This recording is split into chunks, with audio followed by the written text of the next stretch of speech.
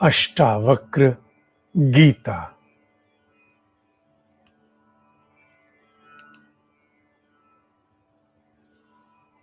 रात का अंधेरा, लाइट चली गई। इन्वर्टर मान लो काम नहीं किया। कुछ क्षण के से ही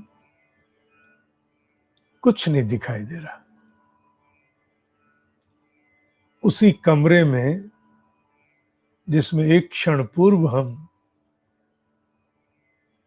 भली प्रकार अवस्थित थे, लाइट जाते ही कुछ दिखाई नहीं दे रहा। पहले माचिस जलाया करते थे, आजकल मोबाइल में टॉर्च है। जल्दी से मोबाइल, क्योंकि अब उपकरण नहीं रह गया। मैं उसे कहता हूं ये शरीर का अंग है। It is an organ of the body now. और कुछ खोया के कहां गया बोध ने। मोबाइल मोबाइल का एक क्षण में टॉर्च जलाई, सब कुछ जहां है कुछ कुछ दिखना आरंभ हो गया। लाइट आई, सब ठीक हो गया। ये उदाहरण पूर्ण तो नहीं, पर इसका एक भाग हमें चाहिए समझने के लिए। जब अंधकार होता है तो उस समय बहुत भ्रम पैदा होता है। कुछ का कुछ दिखता है, कुछ का कुछ प्रतीत होता है। मनुष्य ठिठकता है, गिरने का भय रहता है, स्पष्टता नहीं होती कहां क्या कैसा। लगे बदे घर में भी जहां रहते हुए बरसों हो गए, पूरा सामान जहां लगा है वहां भी कभी लाइट चली जाए तो हाथ ऐसे ऐसे करके आगे बढ़ते, टकराए नहीं। पैर भी धीरे धीरे आगे बढ़ाते, लगे नहीं। प्रकाश के आते ही एकाएक सब कुछ सामान्य हो जाता है।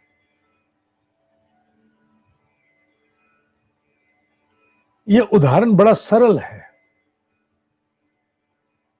पर अत्यंत महत्वपूर्ण है अष्टावक्र गीता के संदर्भ से। ब्रह्म ऋषि अष्टावक्र कहते हैं, जैसे ही वो सुख स्वरूप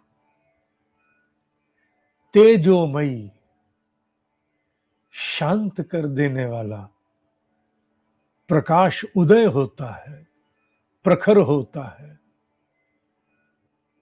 उसी समय मनुष्य के भीतर एक ऐसा बोध जागृत होता है। बोध, बोध माने डीपर अंडरस्टैंडिंग। बोध माने उतना छोटा नहीं समझो, बिना इंद्रियों की सहायता से जाना गया सत्य और तथ्य बोध है। तुमने बाहर की इंद्रियों का प्रयोग नहीं किया, आंख, नाक, कान, हाथ, जिह्वा, स्पर्श नहीं, पर तुम्हें भीतर बोध हो गया। तुम जान गए, वो बोध है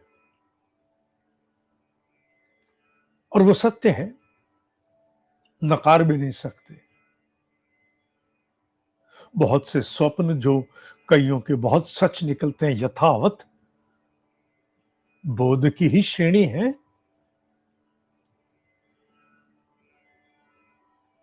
वो उन्होंने सुसुप्ति की अवस्था में, स्वप्न की अवस्था में नहीं, ऐसे स्वप्न स्वप्न की अवस्था में नहीं, सुसुप्ति की अवस्था में प्राप्त होते हैं। कहने को वो स्वप्न होते हैं, पर स्वप्न ना होकर के पूर्वाभास कि वो स्फुरना है, पूर्व का आभास, पूर्वाभास।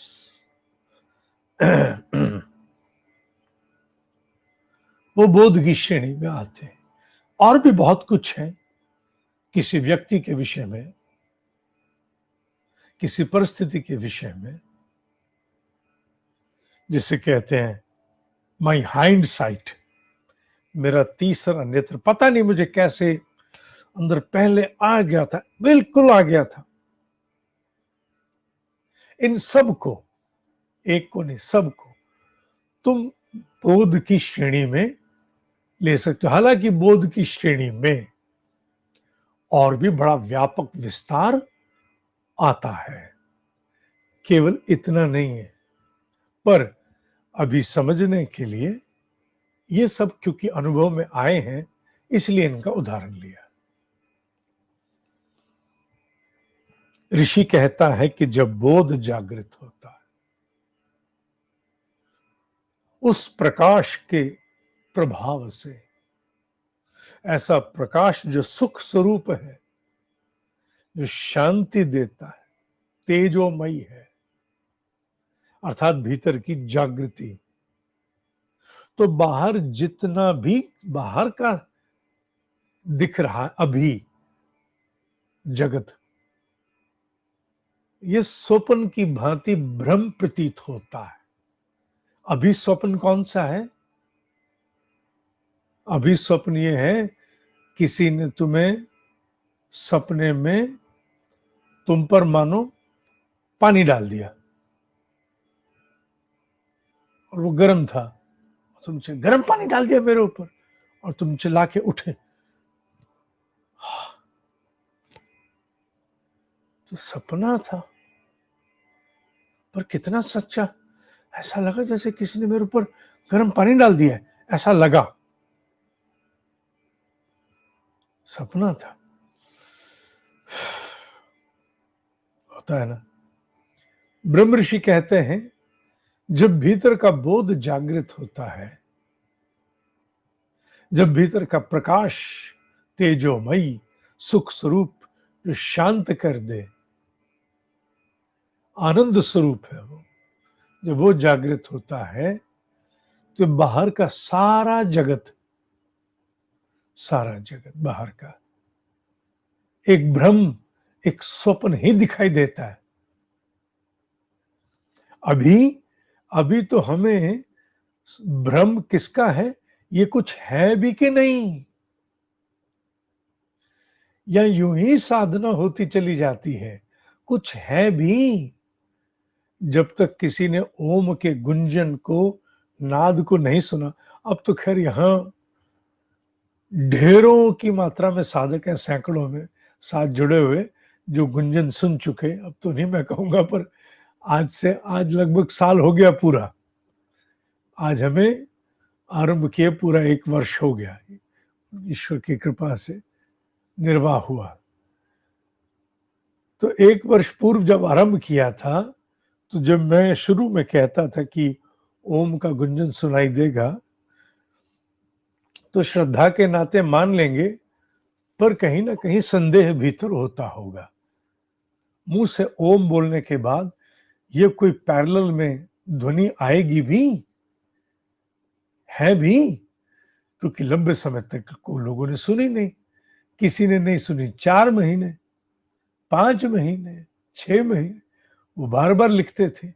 6 महीने हो गए, ओम का गुंजन नहीं आया। आप तो कहते थे आएगा, साधना करो आएगा। 40-40 मिनट की साधना कराई गई, उसके बाद भी मेल लिखे, कहाँ है।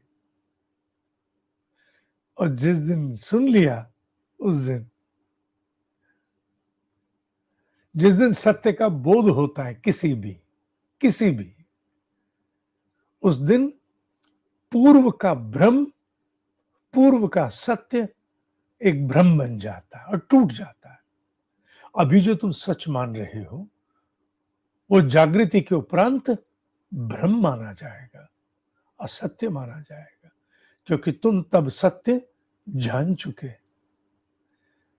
ये शब्द, ये वाक्य ब्रह्म ऋषि के भरपूर आश्वासन के हैं साधक को, कि वर्तमान अवस्था में भले ही तुम्हें उस सत्य का बोध, आभास, भान नहीं हो रहा,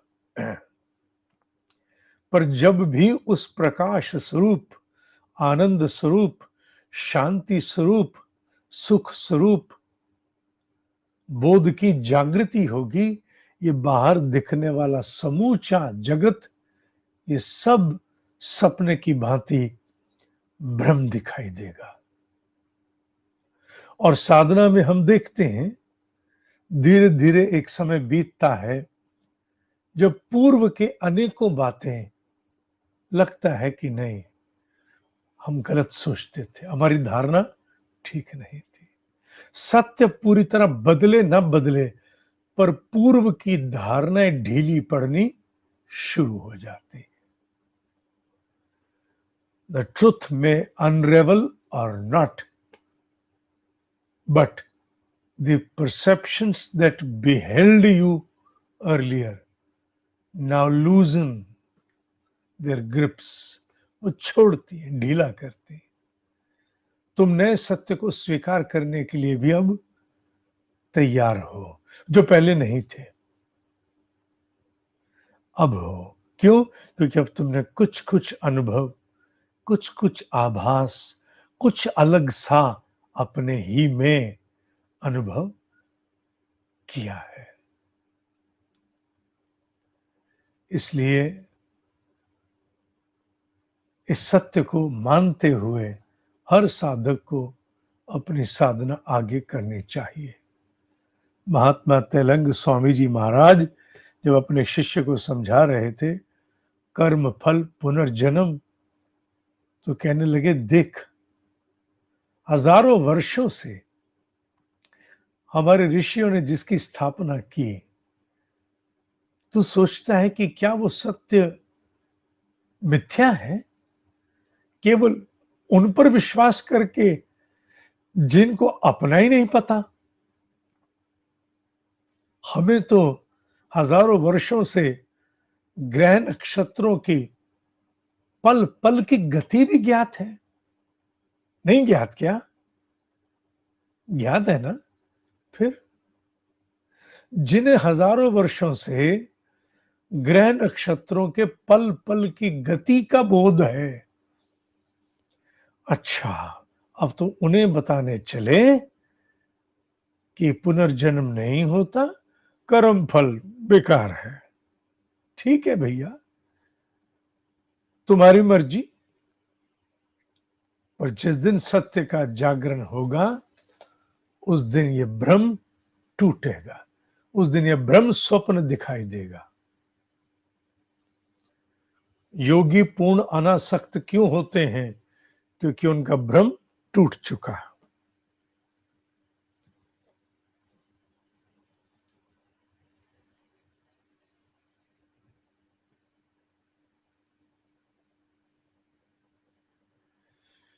इसलिए पूर्ण श्रद्धा, पूर्ण आस्था, पूर्ण अनुपलब्धि माने फेलियर, पूर्ण अनुपलब्धि में भी चलो, चलते रहो।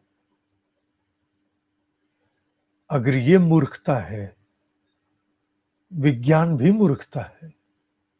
विज्ञान की समूची उपलब्धियां मूर्खता ही का परिणाम है।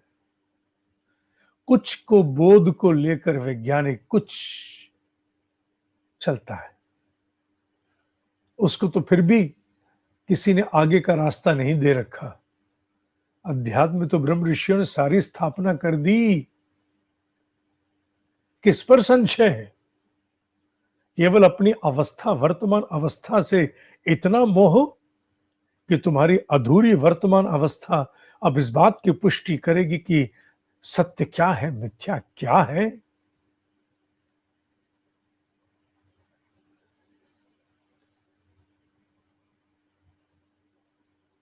नहीं, नहीं बाबू, ऐसा नहीं।